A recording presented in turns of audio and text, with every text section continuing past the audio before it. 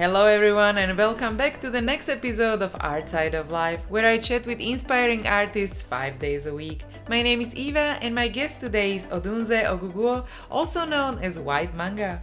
In this episode, you will learn how to manage your social media presence, like your YouTube channel, and how to build your brand as an artist.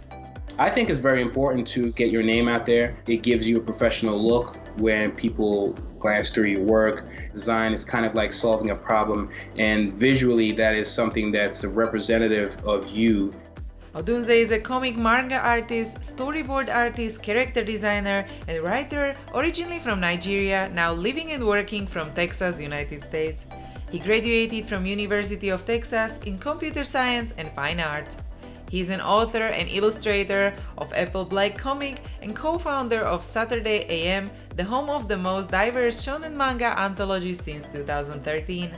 He has a very popular YouTube channel where he shows his journey as a professional comic manga artist, and he documents his process of making his dream manga of Apple Black Comic series on Saturday AM. On top of that, he publishes tutorials, art tips, reviews, contests, various specials, and comic manga updates. So please welcome Odunze and let's get to the interview. So welcome everyone to the next episode of Art Side of Life, and I'm super happy to have Odunze here. Hi! Hi, thank you for having me, and I appreciate being here. Oh, I'm super happy that you took time from your busy schedule and joined us here, and let's just jump right into your background, and maybe you can tell us a bit more about how you got to art and when you decided, okay, I want to take this seriously. I have been a lover of art and storytelling for a long time. Video games, comics, and TV, all forms of entertainment, really. And I just always wanted to make sure I did something within that field. And I always felt that way. I felt that way for a long time.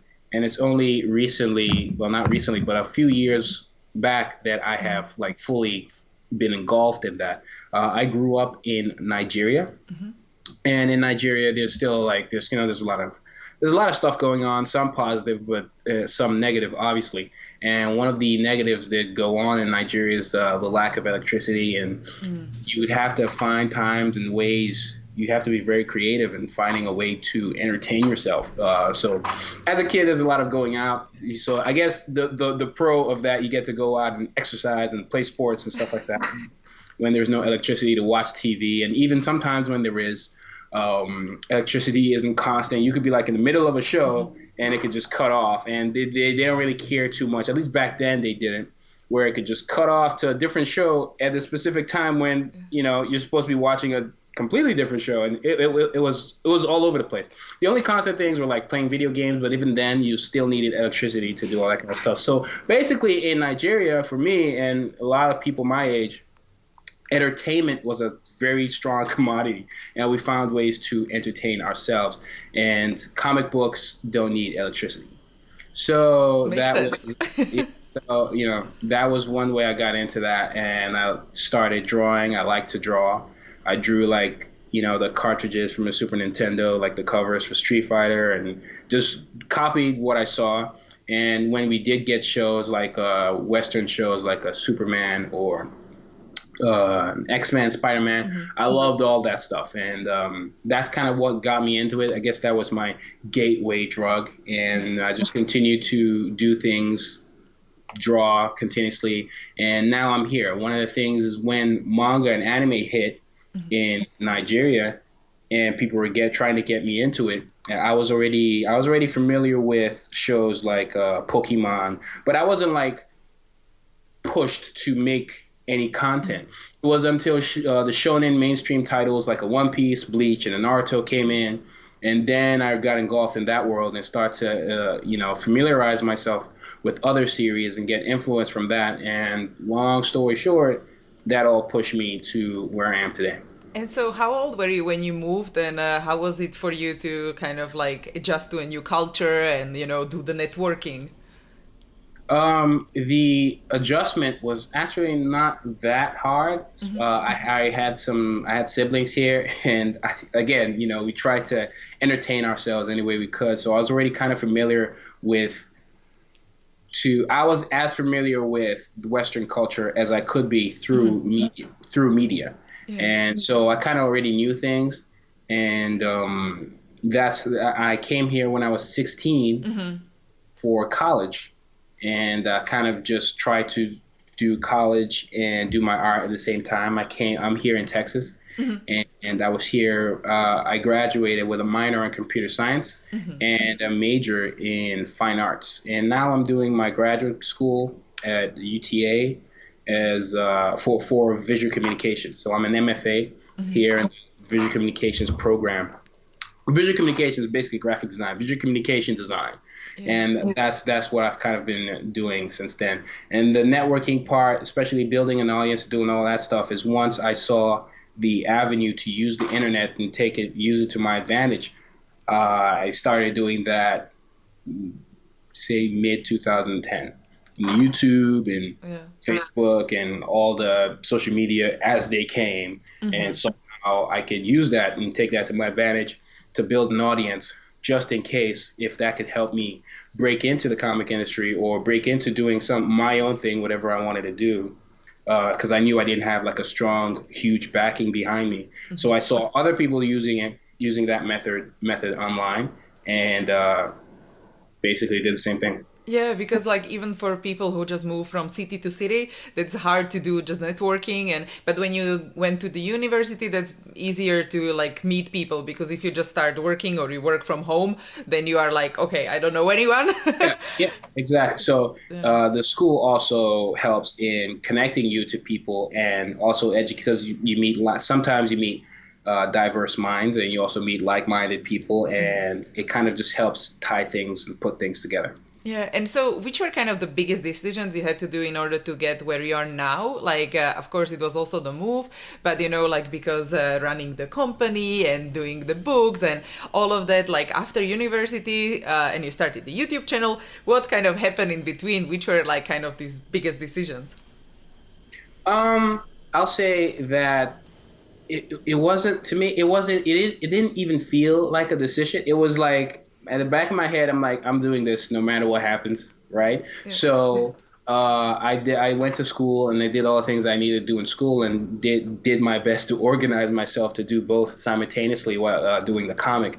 And for those who don't know, I'm the creator of a series called Apple Black, which is published and serialized in Saturday AM. Saturday AM is also something that came about in late 2013, where my partners are in North Carolina in the U.S., and I'm co-founder of Saturday AM, co-founder of My Footprint Entertainment, and Saturday AM, Saturday PM are subsidiaries of My Footprint. And Saturday AM is basically like a Shonen Jump, but it's digital and it's here in the West and it has characters. What we do that's different from a Shonen Jump is that we have characters that are more diverse, that are more representative of the world around you, where you can see a lead for instance, in Shonen mainstream comics, you rarely see a lead that's maybe a black female. In something like Saturday AM, you can see a young black female amputee as a lead of a series where she gets to be an engineer, but in the sense of like when you stick in that genre of shonen, an engineer could mean a lot of things. Same way One Piece has pirates, it redefines the definition of pirates, or Naruto redefines the definition of what a ninja is.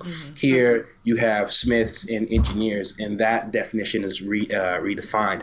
And I have my series, Apple Black, Bully Eater, Saigami, and we all have our series in Saturday AM. Saturday PM is something more adult concentrated. It's more mature themed, and more mature themes are being explored in that. And the company, when that happened, I just knew that I wanted to play a role in that and making that a big deal here in the West, because you don't have that many avenues to break into comics here in the West. So a lot of these were not like decisions for me. It was almost like yes, no, yeah. It went very smoothly, and I was still, because for the most part I was still in school. I'm still in school, and I'm just taking everything. I'm planning ahead, but I'm also taking everything step by step, and still working on my YouTube channel. Obviously the YouTube channel helped direct me, because here you have a following, you have an audience that wants to support you, and that's good. First, you're watching my stuff and getting inspired and motivated to do whatever they want to do in life. and at the same time is also an motivator for me to continue to do my work. And then Saturday AM is also a big avenue, especially if it takes off in a huge way for my work, and like-minded people like me who have similar goals can use that as a vehicle to get Yeah. to where they want to be. So when it comes to like the decisions, these were like there were decisions, but they were like really easy decisions. There wasn't a monumental decision. I guess for me, the biggest thing was just knowing that the content, as a lover of storytelling, the content that I had was one I felt needed to be told in some way. If I lost my hands today, I will still find a way to tell the story. And once you have that mindset and you're so into your work, and into the process and the journey, everything kind of becomes clearer.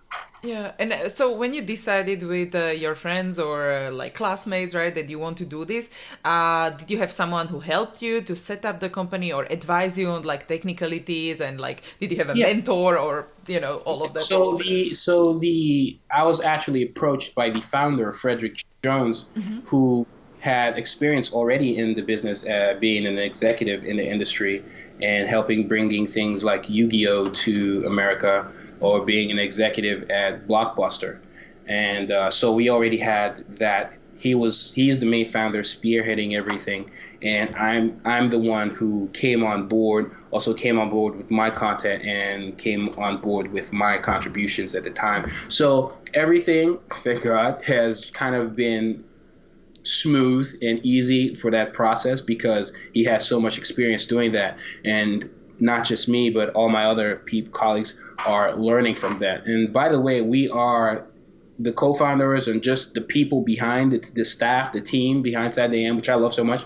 We are all over the world. Oh, that's perfect. Yeah, so I'm in the U.S. Fred's in the U.S. Raymond's in the U.S. as well. They're in North Carolina, but we have a girl, Andrea Vorosh, from Hungary, who's the creator of Saigami. We have a creator from Australia. We have creators from England, UK. We have creators from Japan, and it's all over the place. So it's also, again, at the end of the day, we're still taking advantage of this internet era and doing the best we can with it. And so how do you find people to work with? Like it's sometimes difficult to find someone who would, like fit with you or like have the same vision. Yes. So how Yeah. do you go about that? The way we've been working so far is sometimes people reach out to us because we're not just looking for other creators. We're looking for, I mean, I guess they're still creators in a sense, but we're looking for people to help with the team, graphic designers, web designers, and writers and things like that, or people that just do art or just graphic art, web design, all that kind of stuff. And we have people who reach out to us, and we kind of vet you and see if it will be a good fit for us, or if we're a good fit for you, and we make sure that connection, there's a good chemistry there, good communication, and you would work well with the rest of the team. And then when it comes to like getting in content, we have something we call Summer of Manga, where every summer we try to find creators in the world out there in the world, where we have Summer of Manga, where they submit their content to us, almost like a pitch, like a pilot, and then we review it and then decide what we want to do from there on, whether we want to have a one shot, which would be like maybe a 15 to 31 page short story, complete story that could run in the digital magazine of AM or PM, depending on what kind of content it is, or where we feel it fits. And that's kind of how we get new content at the moment. And when it comes to like job positions and things like that, or voluntary positions or internship kind of stuff, we kind of just get messages from people who kind of see our vision and what we want to do and our mission and how we want to bring diversity to manga and comics, because it's very little. And not just diversity, but more interesting stories with a Western feel, but still have that Japanese aesthetic and pay respects to that as well. But we're all over the place. We're not in like a box at all. Yeah. And so what are your thoughts about branding, like either the artist branding or the whole, art company branding? I think it's very important because you want certain things to be very recognizable at first glance. And I think we've done a really good job with, because for instance, I love the Saturday AM logo and the foot, and that's kind of like icon and everything. I think was worked out great, designed by Michael Ella, another person who is behind the scenes. I think it's very important to get your name. It helps get your name out there. It gives you a professional look when people glance through your work. It's design, right? Design is kind of like solving a problem, and visually, that is something that's a representative of you, and you want to protect it. You want to um, incorporate it into your work in very creative ways. And it's important to give you that professional feel because nowadays it's very, especially, so one of the cons with the internet is that everything has kind of become a whole lot more competitive. So sometimes branding gives you that extra edge, especially if it's done properly and designed well and very thought out. Like your branding, I think is great. Oh, thank you. I'm really happy to hear. Yeah, and so I try to do things where it's almost like a digital signature that has different forms, and I try to do mine with my Whytmanga stuff. All my videos start with the logo. All my social media has Whytmanga in it somewhere, and it's you kind of want to also remain consistent because you also become easier to find, and it's easier for you to network with people. Yeah, because if some artists which are just starting out, they are just wondering, like, is it important to brand myself, or how important it is to have a certain style? So what was your experience maybe on YouTube when you mentioned, okay, you had the logo there? Did you have like, I don't know, like certain time of posting videos or the consistency there? Maybe you can share some tips for someone just want to start a YouTube channel as an artist channel. Yeah, which has also been great. I think YouTube has helped not just art, but a lot of things. Help people do almost whatever they want to do. And starting out with YouTube is almost like its own beast completely, where it's not like it's an all arts thing. It's everybody thing. So once you need to know how to be a YouTuber first or separately, and then you find creative ways to incorporate whatever it is you do. So one of the big things is, coming up with a schedule of when you post videos and a time when you post video, and figuring out what that time is you looking at your analytics and figuring out where you get the most traffic, where the people view your work the most times, when people are awake, where your audience is for the most part awake to watch your videos when you're posted, and making sure you get the most amount of traffic when your video comes out initially, at least in the first 2 hours. You want the most. So sometimes like a Saturday noon-ish is a good time. But again, this varies from creator to creator. If you're a creator in a country where all your whole audience are only awake at a time where everyone in America is asleep, then you kind of want to figure out what works for you, and you'll be able to view all of that. Yeah. You'll be able to view all of that in your analytics, however you find the analytics. And another thing would be the content itself. Content is king. So even if no matter how, if your branding is great, everything is great, but the videos aren't quality, you're not using the quality camera, quality audio equipment, then you're also you're shooting yourself in the leg and putting yourself at a disadvantage. You want the content to be premier, and you also want to develop two types of content, or two or more, where one is where you're catering to the audience you already have, and then you want to have maybe a different type of content that is for getting new people. So in the art world, sometimes a quick and easy way of doing this is fan art. So you're using fan art to draw people in, and maybe then expose them to other series you run in that channel. And you kind of want to have a series, find something that works for you, and keep doing that. And then also make sure you're tying in, again, the branding, and you're tying in all your social media. The look and feel should be uniform still, at least to a certain degree. And maybe you're using playlists to help separate these videos on your channel. You want a channel trailer or a video that kind of helps define or give an idea of what the channel is about overall. It doesn't necessarily have to be a channel trailer all the time, but and then you want your channel to be designed properly. You want to be consistent in your uploading.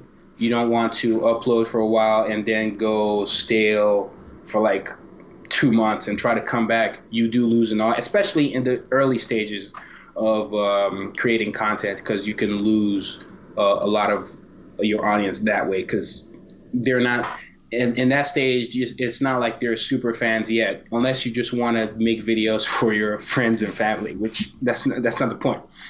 And so my thing would be, obviously YouTube is so big that it's, because I didn't say anything about watch time, where you want people to watch the full videos. And this is just YouTube. You still want to figure out how it works for Instagram and Facebook and Twitter and all that, because they're all different. Exactly.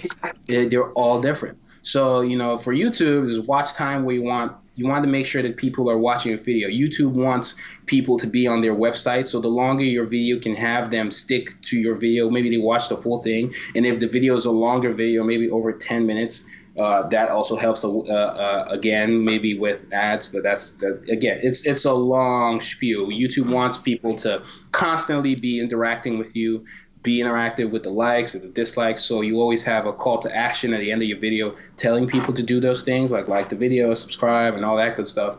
And then you want people to be clicking on other videos, at least like 4 to 5 after watching one video. So one video has to be so engaging that it pushes them to click on other videos. One way you see people doing this is having a series with episodes, or if you have a very themed series where maybe you talk in depth about a popular series, and then your next video is about a different popular series. If people like the previous one and they're fans of the next series, they want to know your thoughts on the other series. A similar example would be movie reviews.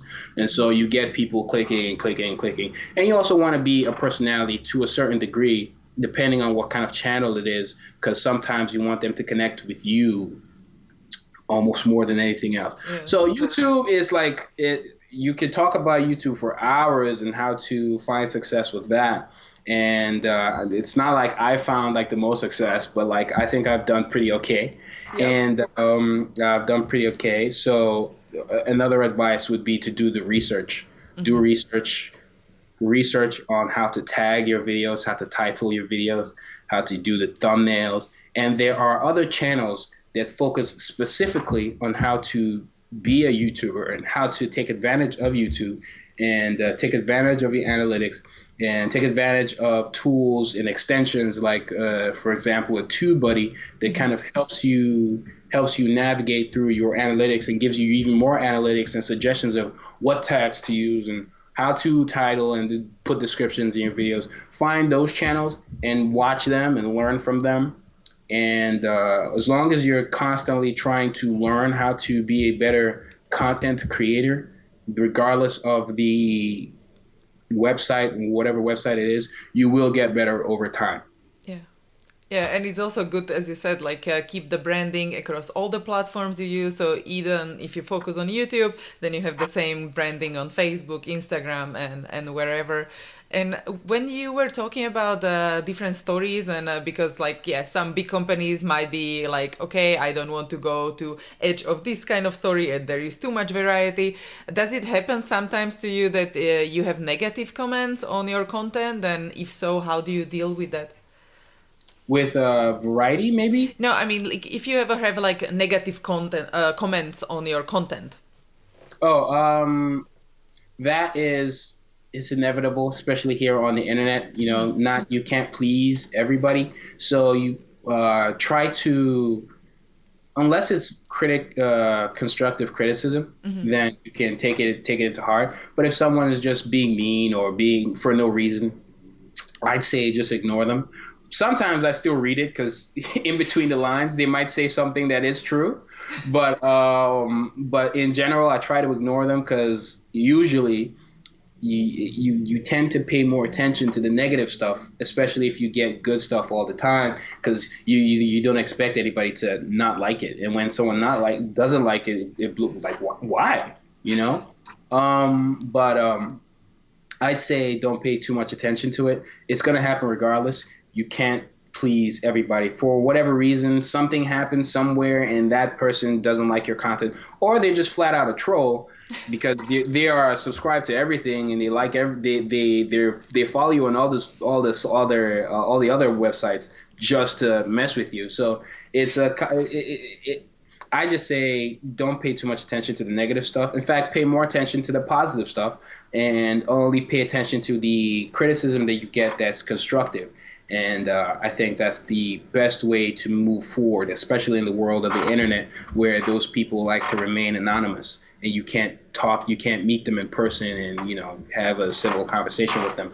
There's no point in arguing online sometimes. So I'd say stay away from that rabbit hole because that's what it is. It's just a never ending abyss. I have, for instance, I released in 2014. I released my book, volume one of Apple Black, and just last month I released the second volume two. Perfect. Which are both available on Amazon if you just search Apple Black Volume 1, Apple Black Volume 2, and you find it. Or the links. And again, I pay attention to the descriptions of all my videos, and with things like TubeBuddy, I can literally change all the descriptions on my videos with at once at the same time. But so the links are in all the description too. All the links, my social media link, all the links are everywhere. So you want to kind of be consistent with that, going back to our discussion on branding and staying connected. But with these, I think I did a good job with these. I think they're pretty lengthy. There's a lot of work that goes into them. Oh, yeah. And the first one especially had some quality issues, especially with the first print run. So sometimes you get some constructive criticism with that, and then you go back and you fix things here and there. You fix what you can, but always look forward and don't let the perfection stop you from doing anything, because at the end of the day, nobody's perfect, right? Yeah. So. But at the end of the day, for these books, the reviews I've gotten for them have been overwhelmingly positive for the most part. Congratulations! Thank you. They've been overwhelmingly positive, especially for the second book. But it's still new. Maybe the haters haven't found it yet. But maybe the haters haven't found it yet. But I think I did a pretty good job, and I think I'm also getting better from an art standpoint and storytelling techniques and all that. And I try to share and document my work, the good and bad, for my audience, so they can learn from me and learn from the content itself. But you would still get someone who doesn't like it. Yeah. And you may not always agree with them, or you may agree with maybe 10% of what they're saying or more. But you pay attention to whether it's being constructive, and pay attention to the person, whether they're even a credible source at all for you to take advice from, and pay attention to whether it's just flat out pointless, mean, trolling, and stay calm. And also protect yourself from looking crazy on the internet with replies. And you don't want to do that. You want to stay professional and just take it as it comes. If it's good, it's good. If it's bad, it's bad. If it's constructive, then maybe you can have a conversation. And sometimes you can learn from the criticism you get. But for negative comments, there are so many types of negative comments. I just say you pay attention to what kinds they are and react accordingly. Yeah, so it doesn't also spiral to some crazy conversations and people are attacking each other, and then people writing full blogs about why you're the worst person in the world, or people making videos about. But at the end of the day, for me, especially if you do put out good content. If you do put out good content, the reviews and the responses you get will be overwhelmingly positive, no matter what. Oh, so I don't worry about that too much. And so how do you do now the networking and marketing within the online space? Do you do it mostly through YouTube or other social media, or people just reach out to you? Or maybe at the beginning, did you reach out to people through email, or what was your networking strategy online? The way I did things, there's so many ways to do things. And for instance, like I upload a video, I make sure everybody on my other social networks uh, know that there's a new video out because not everybody is subscribed. No, not everybody who follows you on Instagram is actually subscribed to your YouTube channel, and vice versa. That's just an example. So I always try to notify as many people as I can with my whole network. One of the great ways to expand your channel is to collaborate. Collaborate with like-minded people, collaborate with people you respect, collaborate with people who are more popular than you and maybe not more popular than you at the same time. So it's kind of like you kind of want to be everywhere, not everywhere, but everywhere you feel you can have a mutual audience, people you respect their channels and they respect you as well, and you guys have good enough chemistry to work. And sometimes you share. Sometimes you have people who already know both of you, but then most times is a lot of like people who don't know the other person and vice versa, and so you guys can share an audience. So what I did was I collaborated with a lot of people. And obviously, sometimes I don't even bother because it's very difficult to say get to work with artists that maybe you really really do like and respect, but they're so popular that they're probably not going to respond to you, or maybe you send them an email and it's really you're responding to maybe their assistant or stuff like that. But just keep trying. Don't be afraid to fail, and don't be afraid to get a no. Just keep doing your thing, and when the collaborations come, they come. If they don't, they don't. But collaborations on YouTube, regardless of what you do on YouTube, is a great way to grow your audience. And so I did a lot of that. I did a lot of, again, with the branding and making sure everything was connected. But key thing was the content, and I made sure that people knew what my talent level was, or they knew what my goal was. Because when they know what your goal is, they sometimes, depending on how you present yourself and present your work, they want you to succeed because they might be living vicariously through you. So when you succeed, they succeed. So I think content is still over everything because YouTube is weird, man. Sometimes one video could just take off and your whole channel has changed. So as long as you're preparing yourself to take advantage of the opportunities when they come, and laying down all the groundwork, you'll be good. And sometimes it could be that collaboration. Sometimes it's not the collaboration. But collaborations in general are always a good way to boost your numbers in the area of subscribers. So I did a lot of that. I did a lot of making sure I created content. I did a lot of content. Like I said, you make several types of content, but one of them or a bunch of them, some of them should be content that brings new eyes to you. So I made sure to do my iterations, my versions of videos that I knew were already popular and trending, and maybe finding new ways to make them original. Because when people come to your channel, you want to make sure that, okay, this is your channel. You're coming to your channel. You're giving them content they can't get anywhere else. Even though you might be doing, say, for example, a trend or a channel or a challenge. Yeah, those two. You're doing something unique with it to where they can only get it here. So you want that kind of content that brings people in. You want original content that could be viral. And then you want content that is catered to the audience you already have and making sure you're taking care of them. Another thing is YouTube is pretty weird right now, especially with the ads and all the stuff going on that, maybe a Patreon would help. And Patreon still has its community. And so there is an audience there that are maybe willing to support you that don't know about you. And so reaching out to stuff like that, starting a Kickstarter sometimes could be what sparks the engines and more people find out about you. Don't know where it's going to come from.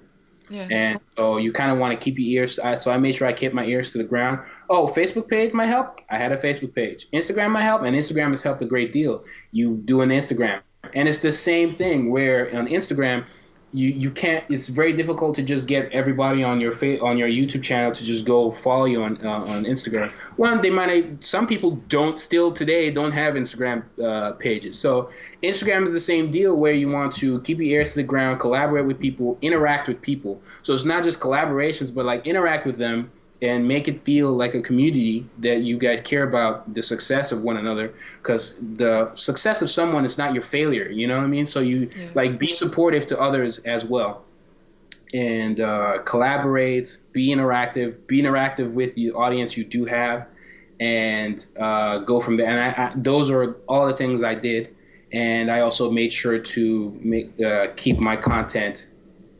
consistent, and at least quality wise always going up and not down. Yeah, yeah. I really like how you said as well, like, just share the success, because also there is just not one cake. We can only just have a piece of that, but it's Yeah. like you can create different stuff, and then you can just maybe create something together in the future, or just if you don't get one job, then maybe you get another one, or you create one. Yeah, exactly. So as long as you keep going and you don't stop, you don't quit, because I've been doing this for a while. It doesn't just happen overnight. Sometimes it does happen overnight, but those are very rare cases. It doesn't just happen overnight. I've seen channels go from, I know a friend who started a YouTube channel, and it's not art, but he started a YouTube channel in November, and all of a sudden he has almost 2 mil. Just last November to this November, What? he has almost 2 mil subscribers. So it could happen anyway. It's crazy. Yeah, definitely, because it's like, yeah, one of your videos go viral, and then you're like, okay, fine. Yeah, and one video goes viral if people like what they saw, and all your content has been that way, and you've been preparing for this opportunity. When they watch the other video, oh wait, this channel is awesome, and then they watch everything, and then they enter your rabbit hole, which is what you want. Yeah, yeah. And when we also talked about the ads on YouTube, and also like making basically income for your activities and all the art. So how does your income structure look like? Like maybe what is the main source of income? Is it the YouTube? Is it the books? Or kind of how do you combine your incomes? I think right now, especially because I'm still doing grad school, I've set myself up to where I have several income streams. So that's kind of what you want to do, especially in the beginning. Sometimes you have to do a part-time job to make this work, so that when this does take off, you'll be able to break that off if you want, or keep it on as a hobby. So what I do, my revenue comes from the books I sell, and which have done pretty well. Volume 2 is actually for newly released manga in the fantasy category. It was number 1. Perfect. It's not number 1. It's not number 1 anymore, but it was number 1. So Perfect. yeah. So I get revenue from that, and that's the book. The good thing about a book like this, it's not going anywhere. It's literally there. Sitting on Amazon. Yeah. It's there forever. No matter what I do, it's there. So I get some revenue from that. I get revenue from YouTube. YouTube has kind of been a little weird because of the ad situation. I had like 2 videos that did nothing wrong, but they did get hit with the like their flag algorithm. Yeah, like not approved. Yeah. Yeah. I did appeal and get it approved, but for the time that it wasn't approved, for the time that it wasn't the doghouse, obviously lost some revenue there. But it's happened, I guess maybe 3 times, really, and two I've gotten back. But I still have a lot of videos that haven't been touched at all, and I just think. So I made sure YouTube is one way to do it. Another thing with YouTube is got not from the ads, also with sponsorships. And some people want you to share work. So for instance, I got like a display tablet, right? And these are people that just want me to basically just use it. But I got it free, and sometimes you can actually get some money from that. There are websites like, say, a Skillshare that would want to work with you, and so you can get money from working with brands and companies. Okay? So that's one revenue source. So it's and then working in the school with a scholarship here, I also get some revenue from that. And then running the magazine. Running the magazine right now is still in its very early stages, so that's not my primary source at all. But you need several especially in the beginning stage, to make everything work, to get to the level you want to get to, and then you can kind of cut things off, scrape things off on the side. One way I see people who find a lot of success, especially when they have access to a lot of people that want to see them succeed, is taking advantage of things like Patreon and taking advantage of things like a Kickstarter if there's something specific you want to do. But Patreon mostly because Patreon is ongoing, right? And as long as you cater to your patrons, you should be good, especially depending on how many you do have. So Patreon itself, it's its own beast. This is its own website. So you need to do the research on how to run a successful Patreon campaign and let that be a new source of revenue for you. And then you see people that do things with merch. So it's like a big beast. There's like this big machine that you have to run everything until, something takes off so well, and then you can kind of cut things off. Yeah. And so when you were talking about the sponsors, did you contacted some of them, or did they find you? Is there some kind of way where someone can just find, okay, I would like to see like a list of different sponsors, or you plainly go for like brands you actually like and you're using? It depends on you. It depends on how big you are. It depends on what your goals are. It depends on what you want to do. There are some people that are big enough to where, yes, you can pick and choose what brands you want to work with. There are websites like FameBit, and there are so many websites where they connect influencers. That's what they've coined us now. Influencers to brands. And to make that connection, maybe the website takes a cut or whatever. But there are sites that do that as well. So you can meet brands that, would fit what you do. Because you still want to, I don't want to do an ad for a couch. Yeah, it doesn't fit with your content, really. It doesn't fit with my content, right? So you want to meet and connect with people that fit with what you do. So maybe drawing apps, drawing tools, for me, right? For our channel where you draw. If your channel is about couches, then yes, you should probably do couches. You know what I'm saying? And sometimes the brands reach out to you when they see that your channel is doing well. And sometimes you reach out to brands where they find you. You can find them on websites and show them what they are. If they don't know about you, show them what you offer them. Show them what you can offer. Sometimes you don't use those sites. You can reach out to the brands directly. And there are people who have agents who are actively doing that because that's their job. So it depends on how. If I was so big, I'd probably have a bajillion brands in my emails trying to connect. If it made sense to work with me based on the kind of audience that I have. So it's a combination of everything.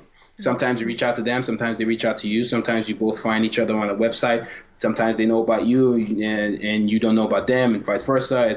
It's a big jungle, but it all varies and depends on what kind of creator you are and how successful you are as a creator. It depends on the creator first. Yeah. In my head. Definitely. And so if you think about like the whole art journey, is there something you wish you knew before you started? I think stuff like that is inevitable. I would just be in a bubble. There's so many things that I wish I knew, but as an artist, as a creator, I guess the mistakes I was making was the quality in my content. I wish that was better in the beginning. But you still have to start from somewhere. So it's not even something I regret. It's just, I will say the big thing for me starting off as a comic book creator was because, so first off, there's so many things that I wish I did better or so many regret things. But I think one of the top ones was, as a creator, especially in the beginning, was the way I viewed comics and the way I viewed manga and content, and how the importance of diversity with the characters, and the importance of inclusion in the original content.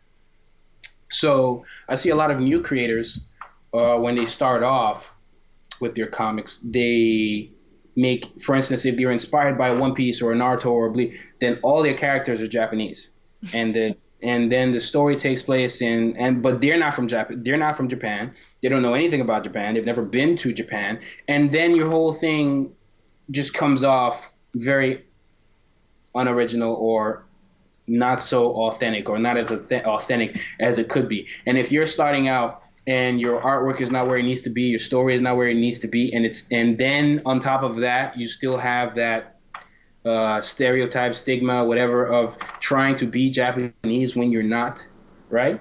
And some people misconstrue that with people saying you couldn't be a manga artist if you weren't Japanese, or if you didn't go to Japan and things like that. But I think they're two different things. I think that's wrong. I don't think you need to go to Japan or be Japanese to be successful in that comic world. But I think it's completely different from trying to be authentic. There was nothing wrong with not being from Japan and trying to create Japanese work, but it only truly works if you've done your research and you've done enough research to where you can pull it off, and you know the rules before you can break them. So it's not about even being accurate to history or the culture there, but knowing the culture first to then guide you to know what you want to do after, or what you want to add to it in your execution to make it original and make it work.